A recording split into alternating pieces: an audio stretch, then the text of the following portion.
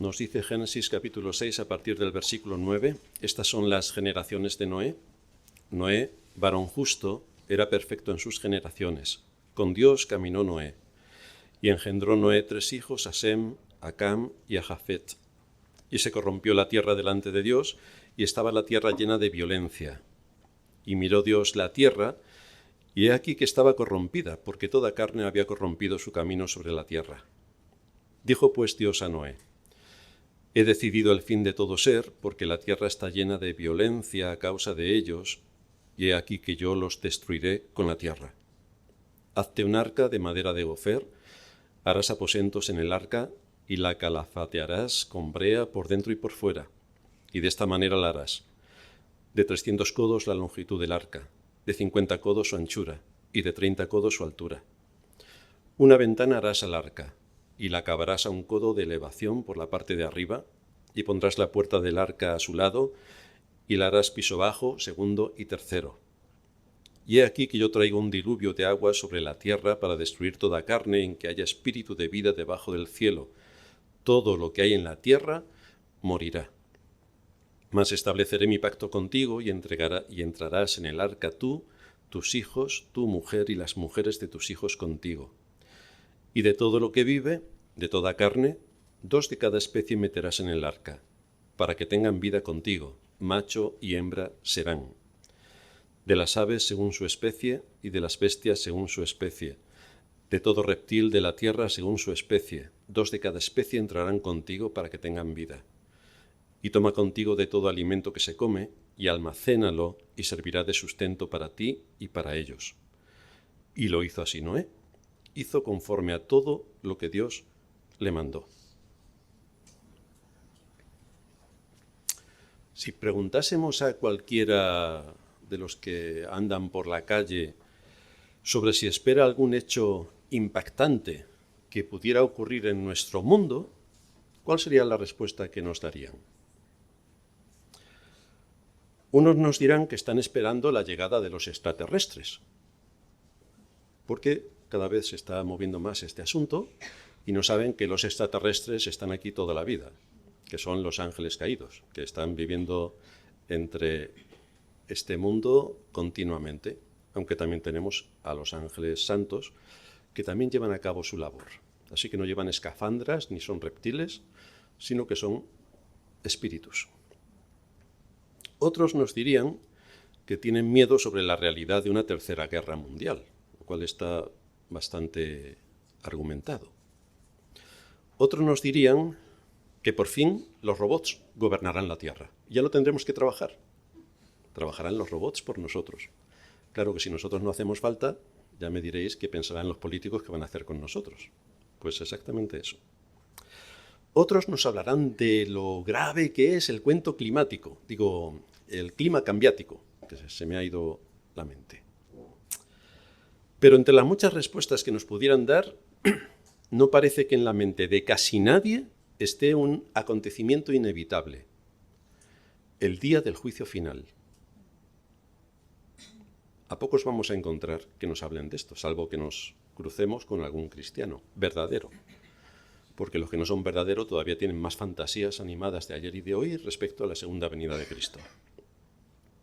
Pero este es uno de los temas más importantes en la enseñanza que imparte nuestro Señor y que tiene que ver con su segunda venida. En el pasaje que hemos leído en la introducción de Mateo 24, el Señor le advierte a sus discípulos de que su regreso será repentino, como un rayo, repentino, y que la humanidad estará en un estado de indiferencia tal y como ocurrió en los días de Noé, exactamente igual.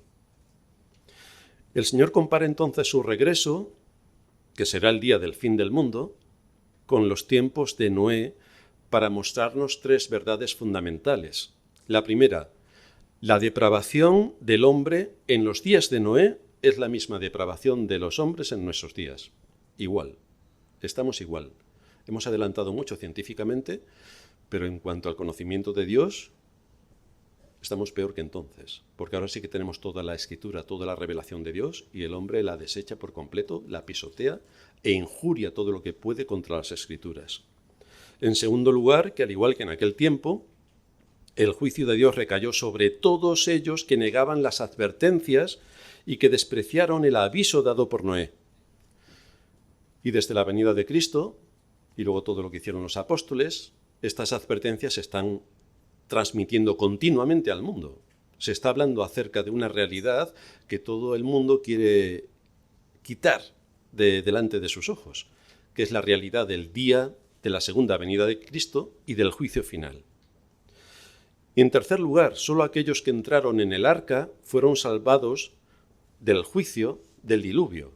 Solo los que entraron en el arca. De la misma manera, solo los que estén en Cristo serán salvos, porque fuera de Cristo no hay esperanza. No hay esperanza.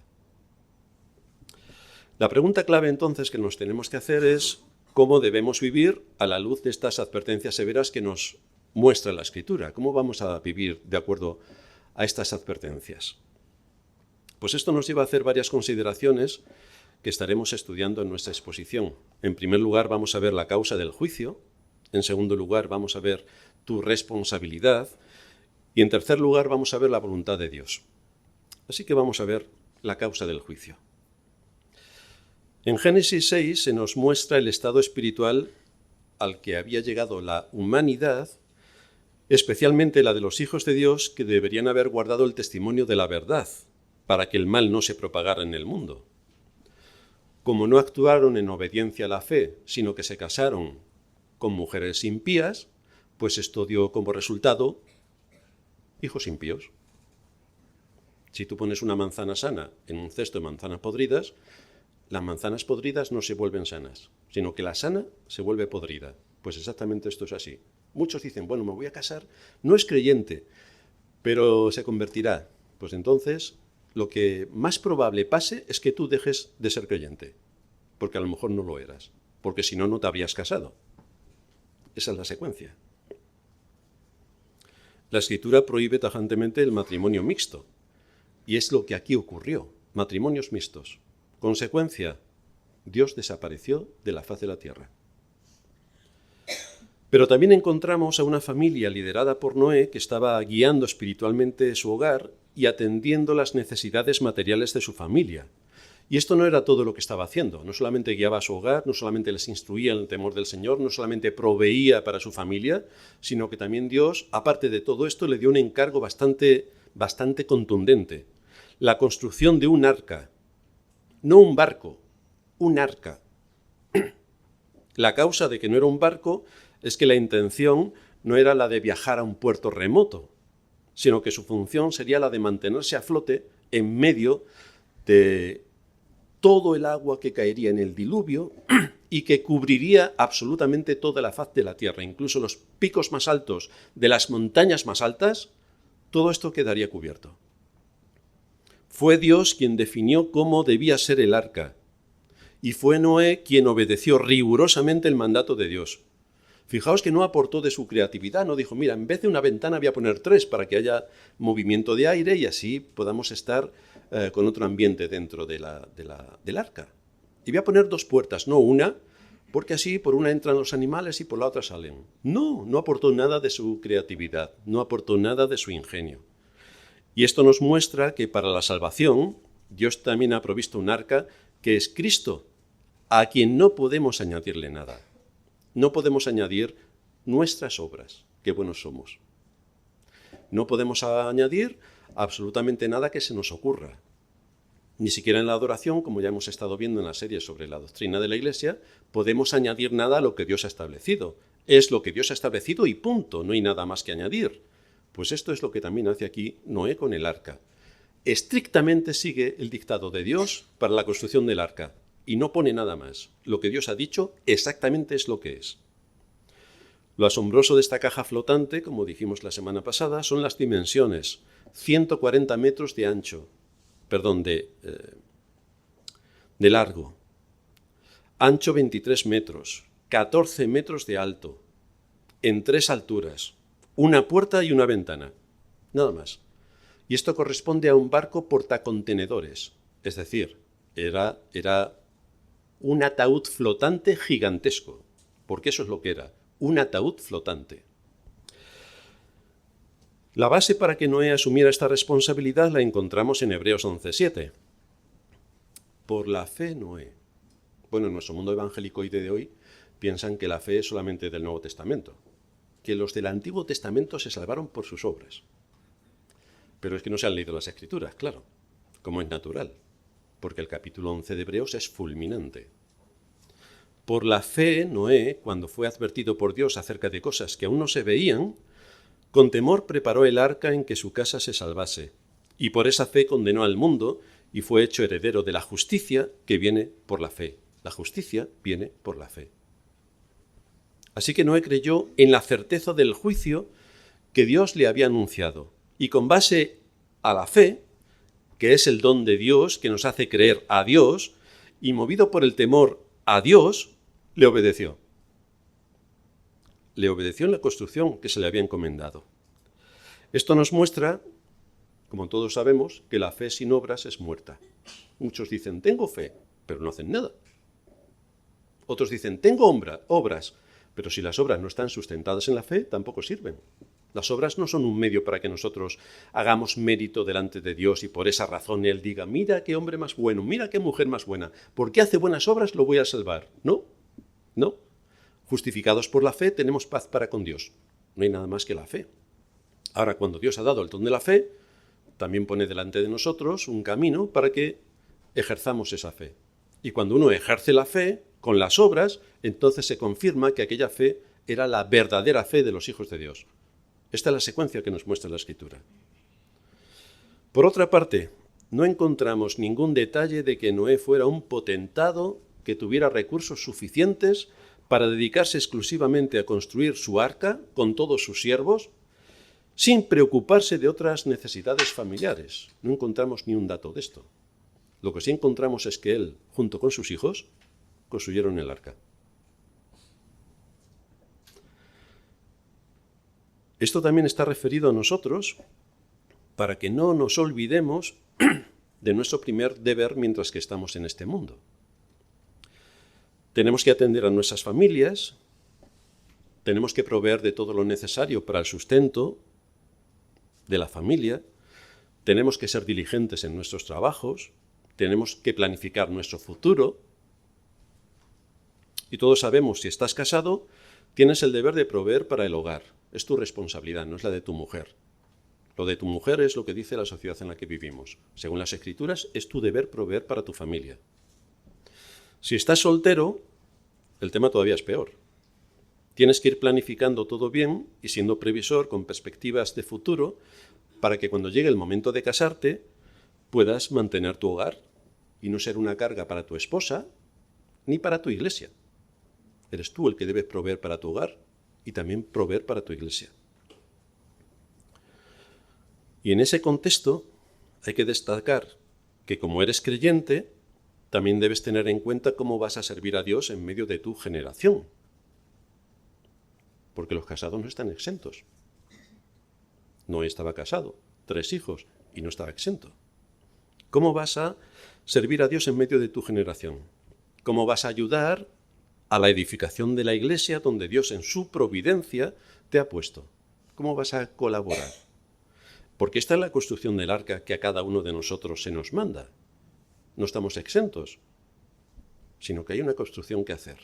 Debemos poder decir, como el apóstol Pablo en 1 Corintios 15:10, pero por la gracia de Dios soy lo que soy, y su gracia no ha sido en vano para conmigo.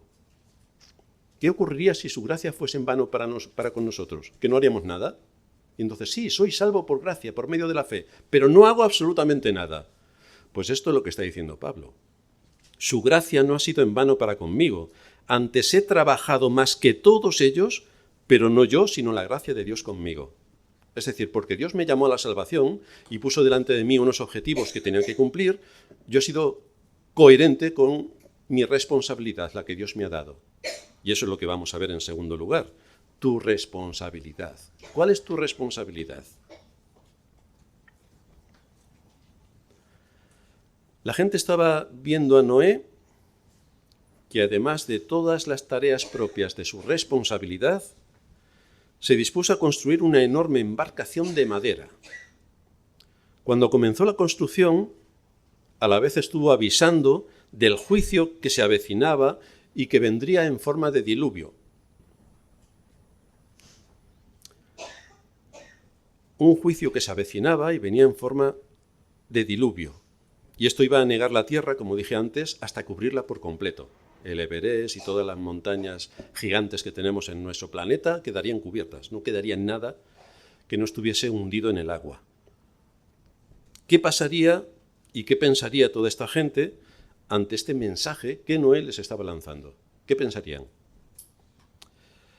Pues parece bastante inverosímil lo que Noé estaba diciendo. Nunca había llovido en la tierra. Estaban en medio de una inmensa llanura. No detectaron ninguna amenaza que conllevase algún peligro para sus vidas.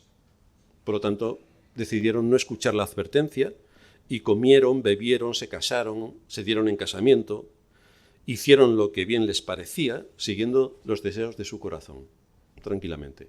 Porque aquí nunca ha pasado nada, por lo tanto nunca pasará nada, hasta que pasa. ¿Cuáles serían los comentarios que escucharían Noé, los comentarios que escucharía Noé de todo su entorno, de sus vecinos, de sus amigos, incluida toda la familia por parte de su mujer y la familia por parte suya? Pues podría escuchar: este hombre está mal de la cabeza, ha perdido el juicio, está obsesionado por servir a su Dios y por obedecer a su Dios. Con tantos dioses que tenemos, mira el Dios a quien obedece. Uno que le dice que construya un arca porque aquí va a caer un torrente de agua. Pero a ese Dios que nos está hablando Noé nunca le hemos visto. No se ha aparecido delante de nosotros. Nosotros sí tenemos nuestros dioses y te podían mostrar multitud de imágenes hechas con las manos de los hombres a quienes ellos adoraban. Pero del Dios que nos habla Noé nunca lo hemos visto. Entonces, ¿cómo nos vamos a creer todo lo que Noé dice? Sean cuales sean los comentarios, no serían muy diferentes de lo que hoy nos podemos encontrar en nuestra sociedad. Y esto es la experiencia de todos nosotros si vivimos en España y hablamos con españoles. Si les hablas de Dios, te miran mal. Menos mal que en otros países hispanos les hablas de Dios y te atienden, pero aquí no. Aquí les hablas de Dios y piensan que eres un marciano. Por supuesto que estás mal de la cabeza, o que eres un beato, o algo te pasa que no te funciona bien el cerebro. Todo eso lo piensan a la vez. Pobrecillo, aún se cree estos cuentos, con lo que hemos evolucionado. Eso es lo primero que piensan. Cuando en realidad son pobres almas que van camino al infierno, porque no quieren atender ni escuchar. La gente de hoy, al igual que la gente de aquel tiempo, no es consciente de que el fin se acerca. Piensan que eso nunca les va a ocurrir, que tienen muchas cosas que hacer en este mundo para disfrutar, que hay que aprovechar el tiempo para la buena vida, y se reafirman en la idea una y otra vez de comamos y bebamos que mañana moriremos. Así que hay que disfrutar hoy todo lo que podamos. Y por supuesto, no tienen ninguna carga por violar todos los mandamientos de la ley de Dios. Ninguna carga. Lo hacen tranquilamente. Incluso muchos de los que se llaman cristianos violan algunos mandamientos sistemáticamente. El más violado, el cuarto. Acuérdate del día de reposo para santificarlo. Pues ese día es fantástico para hacer todo lo que durante la semana no has podido hacer. Y como estábamos escuchando en la predicación anterior, si tú les llamas la atención sobre el día cuarto, te dicen: no, todos los días son iguales. Así que no hace falta ninguno. Pero eso, ¿de dónde se lo sacan? ¿Cuál es la argumentación? Llevarían razón si no estuviese en el cuarto mandamiento. Pero resulta que es un mandamiento al mismo nivel que no matarás, no cometerás adulterio, no hurtarás. Está al mismo nivel que el resto. Por lo tanto, si daría igual guardar el cuarto mandamiento que no, pues también daría igual pegarle un tiro al vecino. Porque todo es igual. Lo cual es incoherente por completo. Otro de los mandamientos más violados es el tercero. No tomarás el nombre del Señor tu Dios en vano. Bueno, si nos vamos al entorno anglosajón, están blasfemando todos los días y a todas horas con el I may God. Y eso que son cristianos. ¿Y no se dan cuenta de que están tomando el nombre del Señor en vano continuamente? El problema viene si quien acaba pensando de esta manera es un verdadero creyente. Porque no es que esté mal comer y beber y casarse. Eso no está mal. El asunto es si eso es todo. Pablo dice, si coméis o bebéis, hacedlo todo para la gloria de Dios. Aquí se come y se bebe y ahí se acabó toda la historia. Porque mañana moriremos, pero no está en perspectiva, no se está mirando, no se tiene en cuenta nada de lo que tenga que ver con Dios, nada.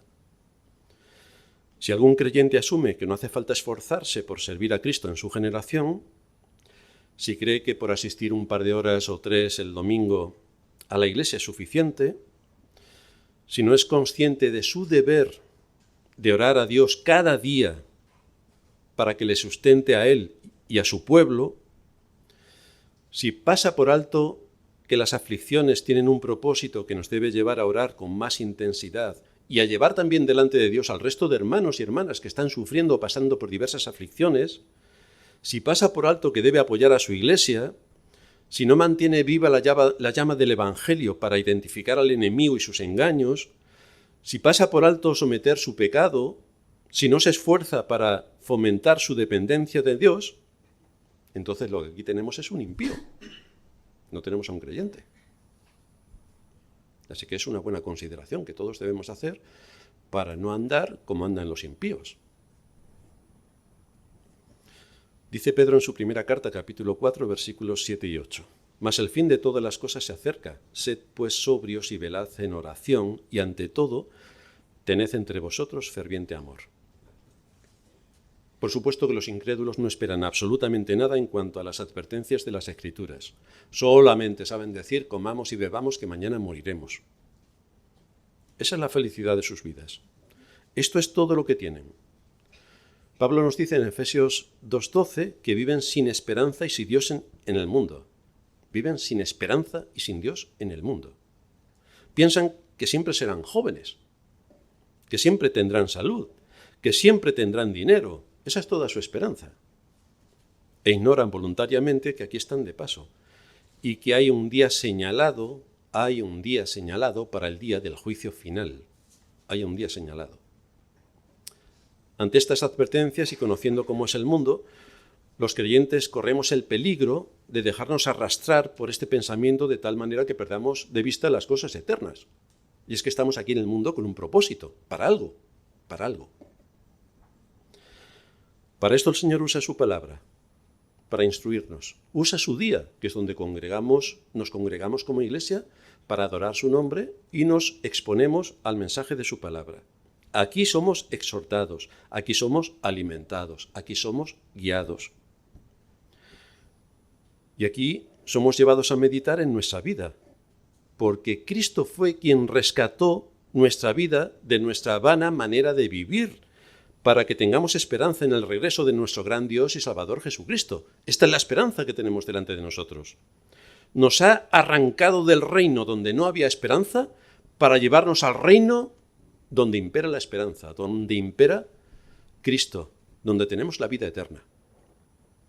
Noé fue llevado por la fe a construir el arca con temor.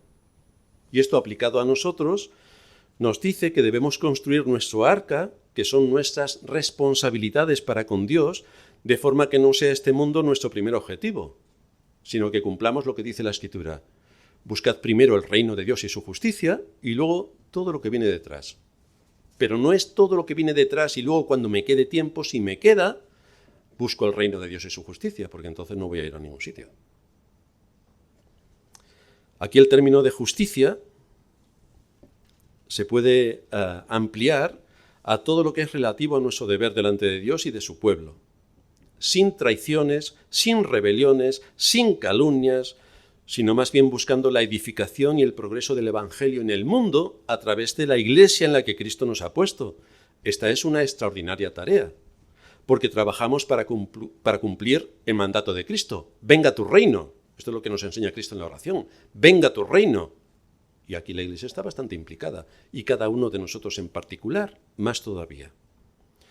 Entendemos, según la enseñanza de las Escrituras, que al haber mandado Dios a Noé construir el arca, al mandarnos a nosotros la tarea de edificar la iglesia, Nos está diciendo que la vida que Dios nos da no tiene el propósito de poder disfrutarla como hacen los impíos.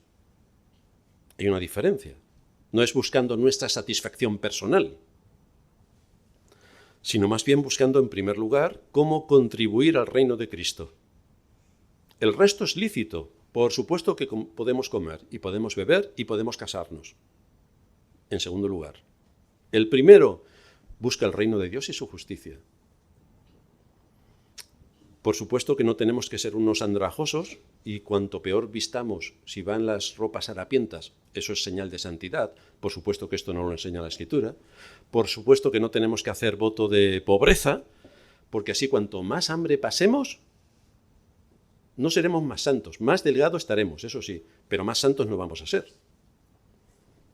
Esto es lo que buscaron los católicos romanos al hacer sus votos de pobreza. Pero esto no es la demanda de las Escrituras. Dios nos ha dado un planeta para que disfrutemos de él. Nos ha dado un planeta. Lo hizo todo perfecto y bueno para que nosotros pudiéramos disfrutar de su creación. Esto es un don de Dios. Dios nos ha dado una vida para que disfrutemos de todas las bendiciones que pone delante de nosotros, tanto en la comida como en la bebida, como en casarnos, como disfrutar de nuestras familias. Todo esto es lícito. Pero a la vez también es un deber prioritario que nos ocupemos en hacer prosperar la palabra. Primero, en lo que corresponde a nuestra vida. ¿Cómo voy a aplicar la palabra en mi vida? ¿Qué cosas tienen que decirme las Escrituras a mí? Particularmente, ¿qué pecados tengo que corregir? ¿En qué tengo que prestar atención? ¿Soy un vago? ¿Soy un descuidado? ¿Soy un olvidadizo? ¿Soy mil cosas más que pueden estar pululando a nuestro alrededor? Luego tenemos que ver lo que conlleva toda esta aplicación a nuestra familia para andar rectamente delante de Dios de acuerdo a las responsabilidades que me ha dado, ya sea como esposo, como esposa, como hijo, como padre. Y luego tengo que apoyar el ministerio de la Iglesia y preocuparme. ¿Qué puedo hacer en la Iglesia? ¿Qué puedo hacer en la Iglesia? Pues lo mismo puedes orar. Lo mismo puedes orar todos los días. Puedes orar y debes orar para que la palabra de Dios llegue hasta los confines de la tierra, para que seamos formados en todo el consejo de Dios, para que otros puedan venir a la salvación. Pero esto ocurrirá si en nuestra iglesia hay paz, unidad, un mismo sentir y obediencia a la fe. Y esto es lo que nos lleva a nuestro tercer punto, la voluntad de Dios. Porque fijaos que Pedro, inmediatamente después de avisarnos que el fin se acerca, añade: y ante todo, tened entre vosotros ferviente amor. Porque ¿qué pasaría con la familia de Noé si estuviera la mujer de Noé enfadada con sus nueras? O las nueras con Noé. O los hijos contra los padres. Aquello no hubiera funcionado en absoluto. Había unidad. Por eso pudo prosperar aquella familia. Y nosotros no podemos prosperar si el amor de Cristo, nuestro Salvador, no está impactando en nuestras relaciones entre hermanos. Por eso dice Pedro, ante todo, después de hablarnos de que el fin está cerca, pero mientras que llega el fin, ante todo, si este aspecto basado en la obediencia a la ley no forma parte de la Iglesia, nuestro trabajo será en vano. Porque no podemos predicar acerca de la salvación si entre nosotros estamos aquí pegándonos palos. ¿Cuál es el futuro que nos espera? ¿Cómo podemos avanzar en el reino de Cristo e implantar el reino de Cristo en este mundo si aquí tenemos rencillas, si aquí tenemos una rebelión en ciernes, si tenemos a gente desobediente, si tenemos a gente que solamente sabe calumniar? No podemos hacer nada. Cerramos la iglesia y nos vamos cada uno a nuestra casa. Así que el objetivo de la iglesia se evaporó. ¿Cuándo es fuerte una iglesia? Cuando está unida, cuando tiene las cosas claras, cuando todos se someten en obediencia a la verdad. Así podemos prosperar. Porque en el día del juicio esto es lo que va a salir a la luz. Y eso es lo que va a contar a favor nuestro o en nuestra contra. ¿A quién serviste en tu vida? ¿A quién serviste en tu vida? ¿Serviste a tus placeres? ¿A tus propios deseos? ¿O a Cristo según se revela en su palabra, a la cual nos exponemos con más precisión en el día del Señor? ¿Te dedicaste a construir el arca? ¿Trabajaste de acuerdo a tu capacidad y para el reino de Cristo en medio de tu familia y apoyando a tu iglesia? Porque la edificación de la iglesia y su alcance es una tarea tan grande como construir el arca. Y si no, que se lo digan a los hermanos que están aquí, equipándolo todo para que estemos con todos los elementos necesarios para el culto. Es una tarea extraordinaria. Y en esto debemos tomar ánimo por ver cómo en nuestra iglesia el Señor nos está dando paz y unidad. Nos está dando paz y unidad. Y así podemos edificar a los niños en las clases de la escuela dominical y con las clases de ciencia. Así podemos edificar a los adolescentes para que capten bien su responsabilidad derivada de la palabra de Dios y de los ejemplos que en cada sermón aparecen. ¿Cómo se aplica eso a su condición como adolescentes? Así vemos también cómo a los jóvenes la palabra les supone un asiento en sus conciencias para repeler con argumentos las insidias del mal que continuamente están atentando contra sus conciencias. A los matrimonios con niños pequeños, para que conozcan cómo guiar a sus hijos bajo el temor de Dios. A los de mediana edad, para ver cómo el Señor nos cuida a pesar de las aflicciones y de las tribulaciones y de problemas de salud importantes. Al equipo que está lanzando a las redes el mensaje del Evangelio para cumplir nuestra misión de que la palabra llegue hasta lo último de la tierra. A los que llevan a cabo la evangelización personal, para que el Señor alumbre los ojos de todos aquellos que viven en nuestra ciudad. A todos los hermanos que están orando para que este gran esfuerzo que se hace por parte de la Iglesia sea usado por el Señor para el avance de su reino y para que se siga manteniendo en este mundo la predicación del Evangelio. Así que veis que todos tenemos un papel importante en medio de la Iglesia de Cristo. Y cuando hay unidad y paz, aquí somos sumamente eficaces. Y aquí tenemos que seguir orando porque la salvación no es nuestra. La salvación viene por parte de Dios. Tenemos que seguir orando para que el Señor use todos los recursos que está poniendo en marcha la Iglesia para que siga tocando los corazones. Los corazones de nuestros hijos, porque son impíos. Porque viven en una familia creyente, no son creyentes. Tienen que conocer al Señor. Por nuestros adolescentes, que muchos de ellos tampoco son creyentes, pues tenemos que orar por ellos, para que el Señor toque sus corazones. Por los jóvenes, para que el Señor les dé argumentos suficientes y contundentes para defenderse de toda la manipulación social y el engaño tan brutal como vivimos en nuestra época. Así que cada uno de nosotros, cumpliendo con nuestro papel en el contexto de nuestra Iglesia, cuando hay paz y unidad, todos salimos beneficiados. El nombre de Dios es honrado y el objetivo que tenemos, el mandato que tenemos por parte de Cristo de predicar hasta lo último de la tierra, pues también lo llevamos a cabo.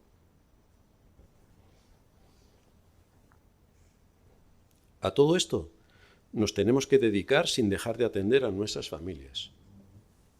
Dios nos prepara para este propósito, dándonos su palabra cada día del Señor para que seamos edificados, alentados, alimentados y guiados.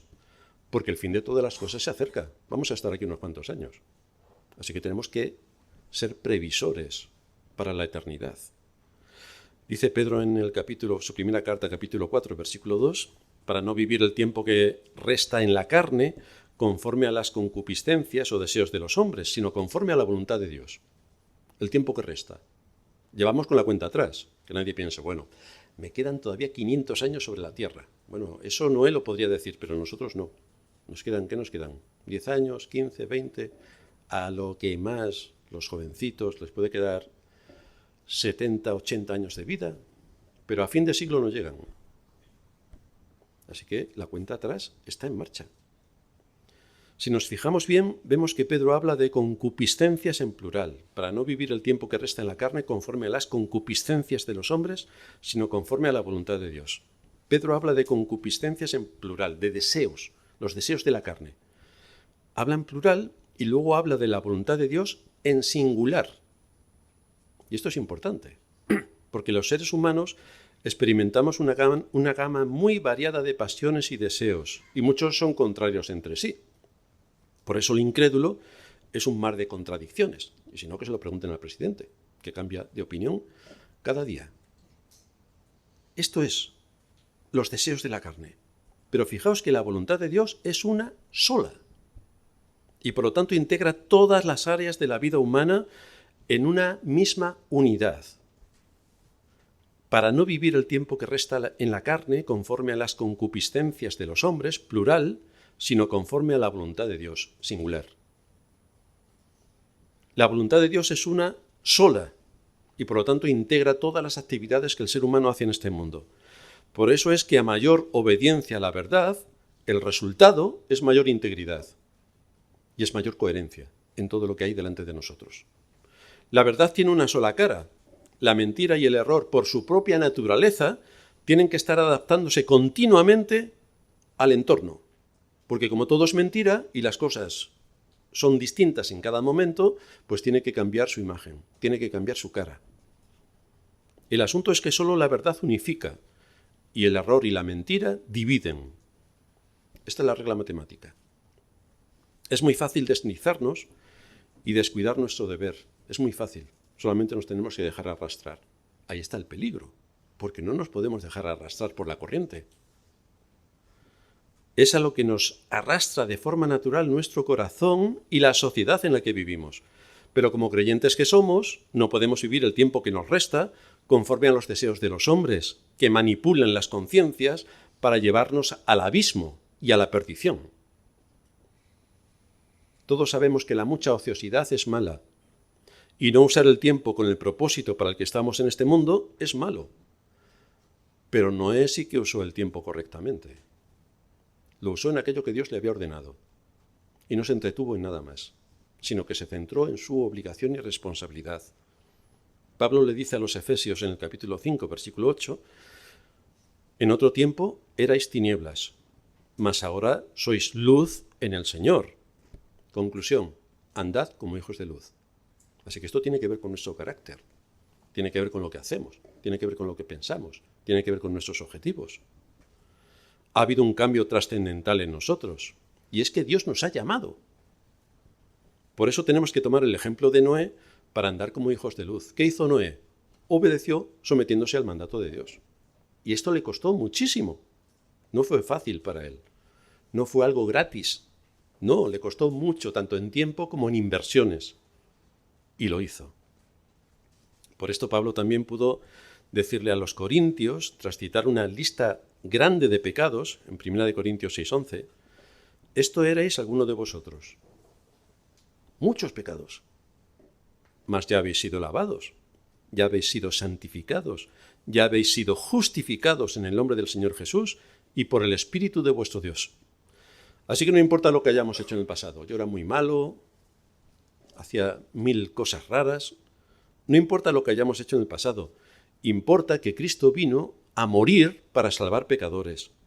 Importa que no solamente nos ha dado el don de la fe, sino también el don del arrepentimiento. ¿Y esto qué implica? Pues que nos tenemos que mover en arrepentimiento para someternos a la voluntad de Dios. ¿Que podemos caer? Por supuesto, no os quepa ninguna duda. Pero también está el don del arrepentimiento para restituir nuestra comunión con Dios y estar en sintonía con Él.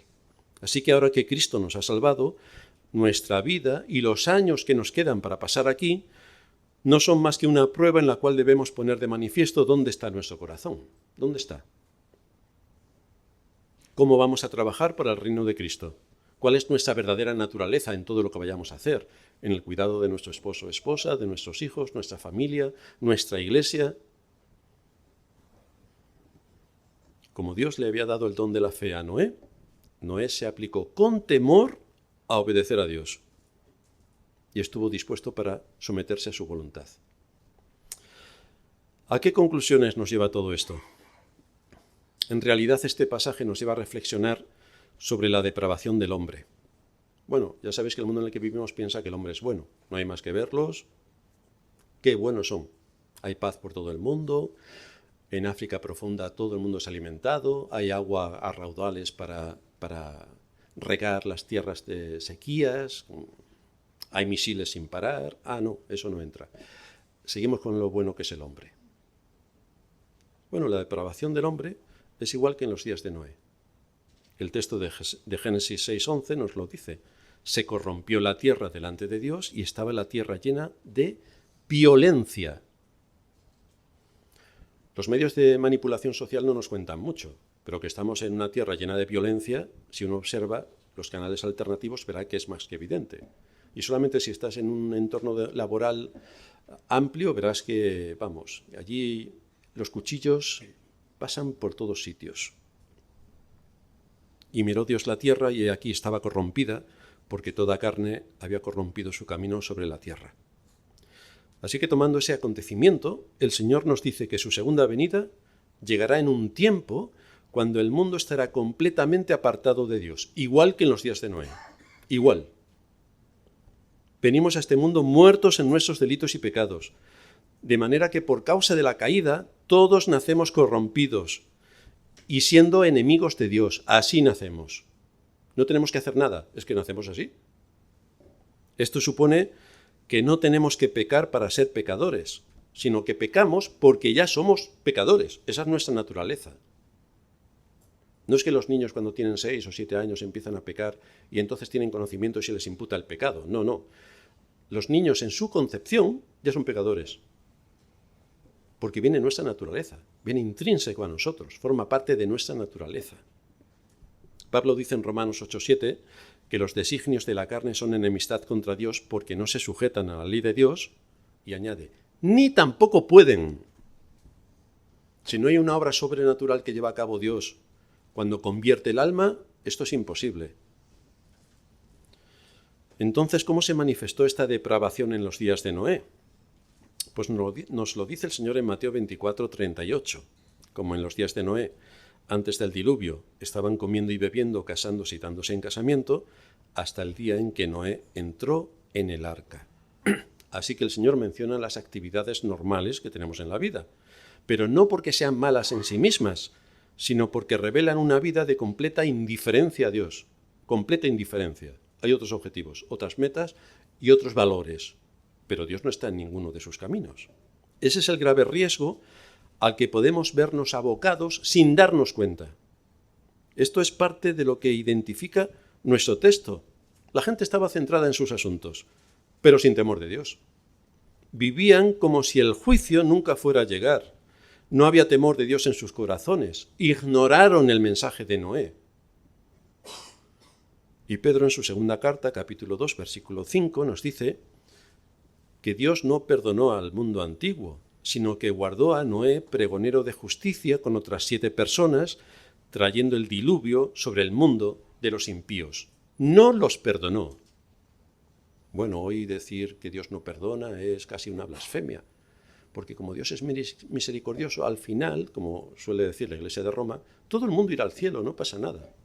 O peor todavía, los testigos, que como no hay infierno, da igual lo que hagas. Al final te mueres y eres como un animal. Nadie más habla de ti. Pero esto no es lo que enseña la Escritura. Aquí habla de un día de juicio final y del infierno. El asunto es que Noé estuvo construyendo el arca y predicando por palabra y obra. Advirtió a su generación de que el juicio se avecinaba. Entre sus oyentes habría personas de alto nivel y habría personas de baja condición. Pero todos escucharon el mensaje. Todos cerraron sus oídos, porque el mensaje no les interesaba. Iba en contra de sus deseos, de sus comodidades, y no encajaba dentro de sus aspiraciones. Querían seguir viviendo según sus deseos, porque como nada había acontecido en el pasado, asumían que nada ocurriría en el futuro. Pero al igual que aquella sociedad, nuestra sociedad vive sin temor de Dios.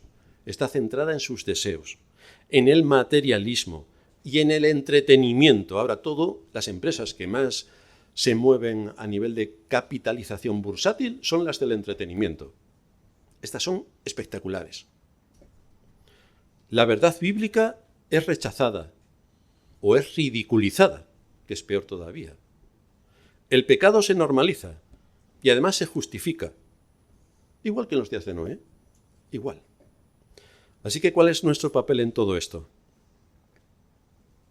Pues que tenemos que seguir advirtiendo al mundo acerca del día en el que Cristo vuelva, acerca de la condenación eterna. Y no hay nada más terrible que esto, porque todos irán a un lugar donde no hay esperanza. Y el sufrimiento es terrible. Un lugar sin esperanza, porque todos en nuestra vida tenemos esperanza. Los que están enfermos, pues tienen esperanza en que van a sanar. Los que no se han casado, tienen esperanza, no les queda nada, que se van a casar. Los más jóvenes tienen esperanza en que por fin llegarán a ser adultos y ganarán el dinero de los adultos. Todos tienen esperanza. Pero resulta que hay un lugar donde no hay esperanza.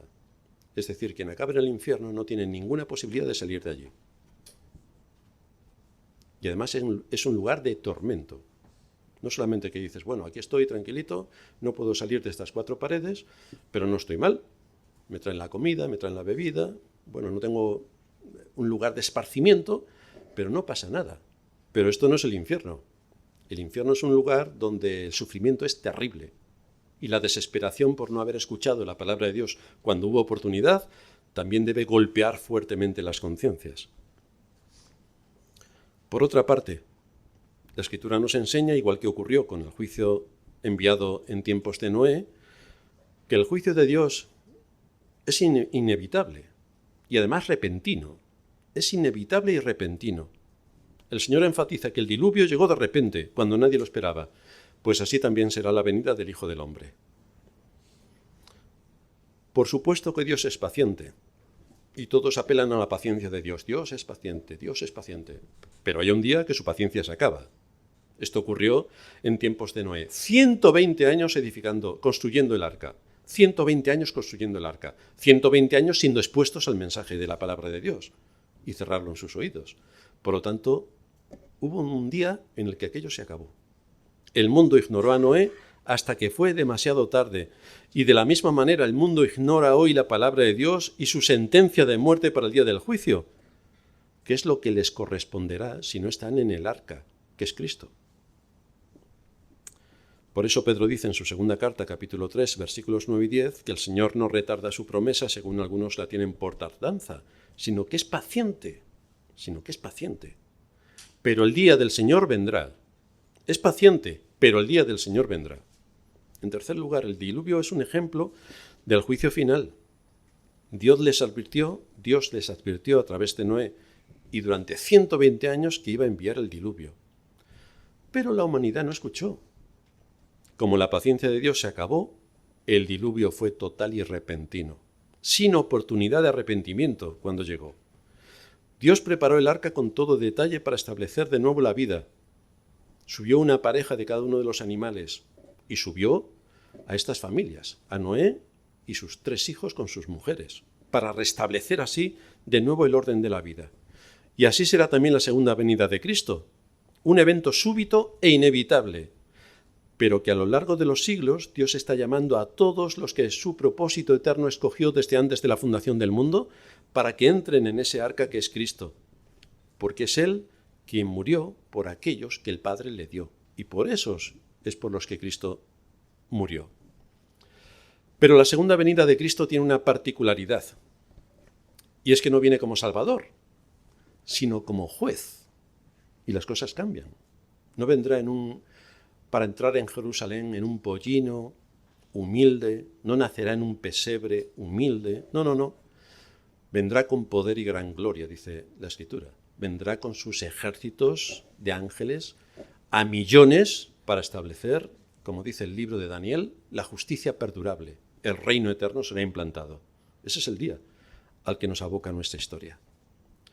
¿Y qué es lo que nosotros tenemos que hacer mientras que llega todo esto? Pues cumplir con nuestro papel delante del Señor durante el tiempo que estemos en este mundo.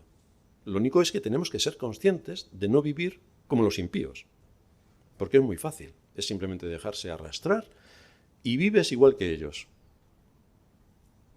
Pero el fin está cerca, así que tenemos que tener algunas cosas en consideración por ser quienes somos, por haber sido llamados por Dios a la salvación y por el papel que Dios nos da en este mundo para cumplir nuestro deber de acuerdo a la voluntad de Dios. Para eso nos exponemos hoy a la voluntad de Dios. ¿Qué es? ¿Cómo ilumina mi mente? ¿Cómo ilumina mi corazón?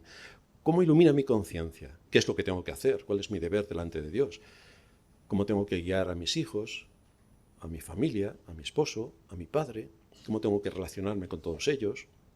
Y como estábamos diciendo, ¿cómo tenemos que apoyar la unidad y la paz dentro de la Iglesia para que la Iglesia cumpla con su papel, que es estelar en la historia de la redención? Porque es a través de la Iglesia donde Dios lleva a cabo su obra increíble para llamar a los hombres a la salvación, por medio de la predicación que su Iglesia debe hacer de su palabra. Así que tenemos muchas cosas que hacer y no podemos despistarnos en nada, porque hay un deber delante de nosotros importante.